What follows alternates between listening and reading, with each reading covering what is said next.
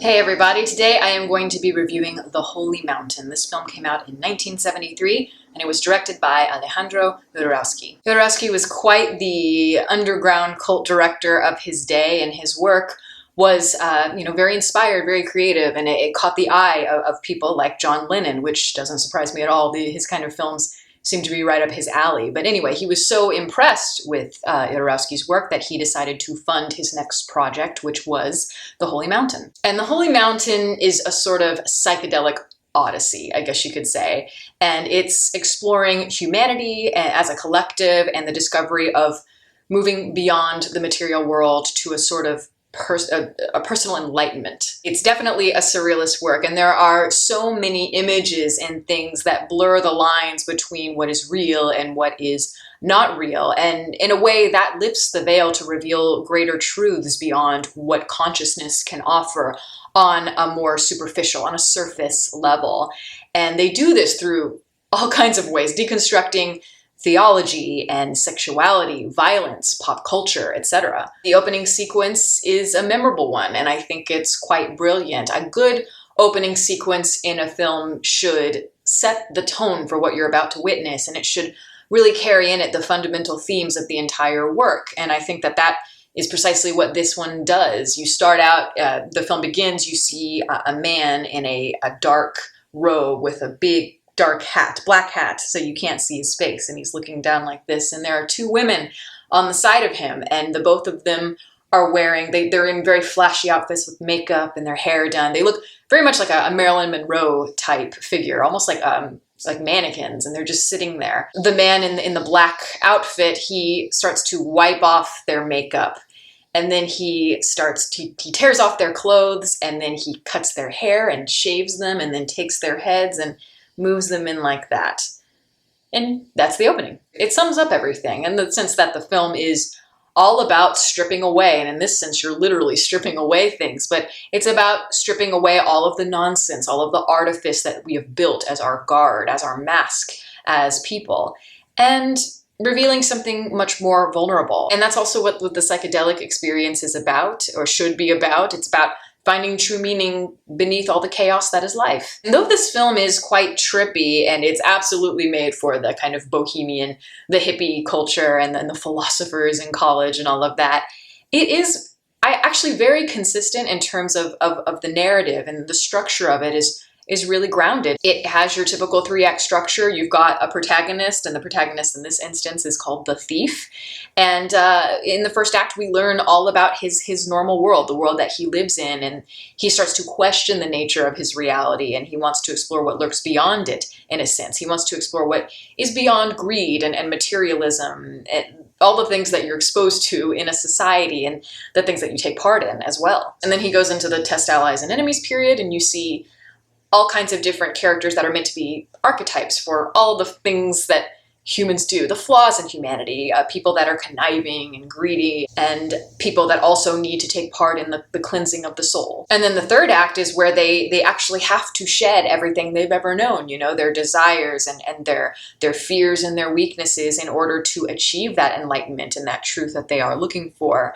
And that whole sequence, I think, is pretty amazing. That the final act, it reminds me kind of like the peak of an acid trip in the second or third hour. There is a lot to unpack in this film. Every single moment has something symbolic and interesting going on that you can interpret in numerous ways. And I'm not going to get into all that because we'd be here all day. But there are certain aspects of the film that I definitely want to point out that I think are really amazing. Looking at the first act in particular, I love the way that it uses religion as the sort of crux for the story, and it kind of comes full circle towards the end of the film.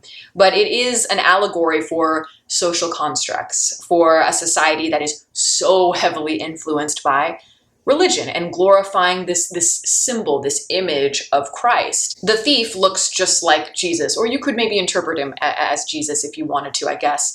But people try to turn him into this product. They try to turn him into this image, this iconic image of Jesus. And they start making all of these wax statues that are very reminiscent of him, where you've got Jesus on the cross. And at that point, religion is no longer something that is sacred and something that is spiritual. It becomes a corporate tool. It becomes a marketing device, and people are seduced by the Bible because it does have that entertaining quality to it. And that's kind of, I think, where the corporate, the marketability comes from. It's like people that watch a film or a movie. You're enticed by it. You're enticed by the narrative in the same way. And it's so easy to take all of those things very literally. Because once you start taking things way too seriously, then you start to bend it and distort it to your own personal agenda, which is, of course, very selfish. And unfortunately, that's what most people do. And I think there's one image that really captured that absolutely spectacularly. It's where the main character, the thief, is surrounded by all of those wax figures of Jesus on the cross, and he is, I guess, overwhelmed by it. So he has a breakdown. He starts just destroying all of them, breaking them, and they're all kind of smashed to pieces. And then there's that image with all the broken wax figures, but he has one that is still intact, and he's cradling it in his lap like that. That's a haunting image, one that I think will always stick with me as one of the better images I've ever seen in a film. It's extraordinary because of what it represents, ironically, in a human sense. It's a vulnerable moment of a man trying to keep himself intact, but instead he becomes lost among all of these carbon copies of this universal image. And it's marketed for the masses. And of course, I have to kind of look at the religious aspect of the film. Lots of people, anytime religion is in a film, people like to ask, is it pro-religion? Is it anti-religion? And contrary to maybe some people's beliefs, I actually don't think that this is a film that is anti-religion per se. I think instead it's more trying to clarify religion and really show its true meaning, but how other people tend to fetishize it and use it for negative reasons. And they basically mold it into something that is just far more sinister than maybe was intended. And I think the best part of the film, the most clever part of the film, is the fact that it is a satire.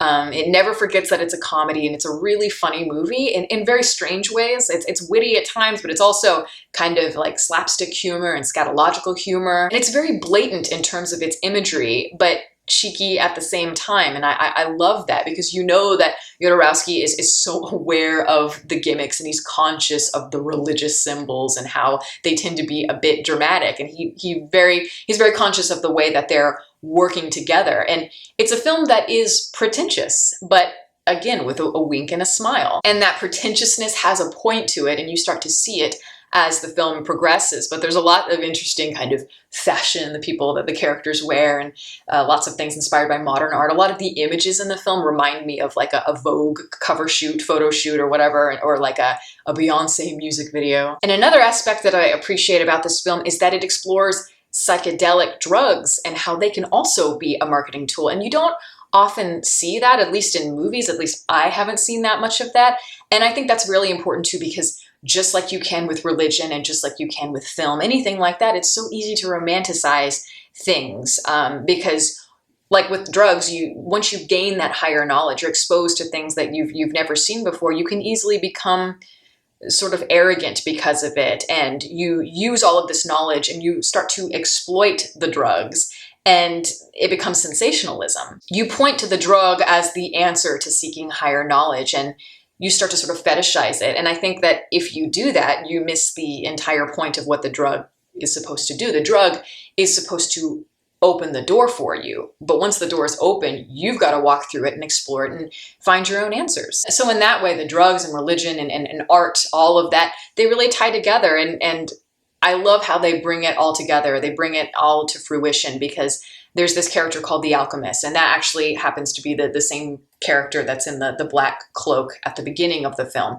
But he's like the mentor. He's the person who leads all of these characters to their path of enlightenment. But the Alchemist is actually the director himself, Jodorowsky, and he, at the very end of the film, breaks the fourth wall. He looks directly at the camera and reveals that this is a set that we're on, and these are actors.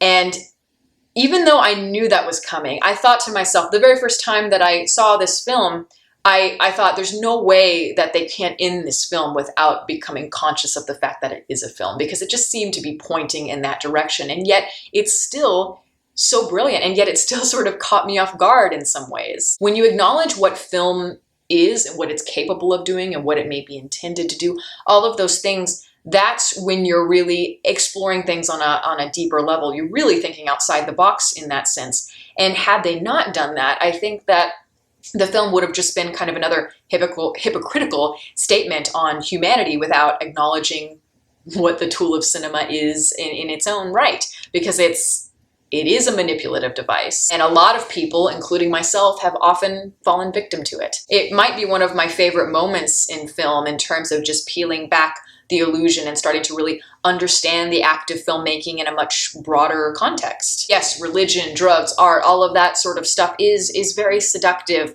but you can't be swallowed by it. You can't take it too literally, because once you take that too literally, you don't have your eyes open to reality. And that's what this film is saying. And that's what he says at the very end of the film. He's like, you need to go out. That's your reality. Explore it. So this film is meaningful in ways that I think a lot of films just aren't. A lot of films aren't this ballsy, because it challenges you. It challenges you to examine yourself and how to let go of all of the things you've ever known, all of the things that kind of end up becoming weaknesses for you. So you have to let go of temptation and all of the things that society has projected onto you.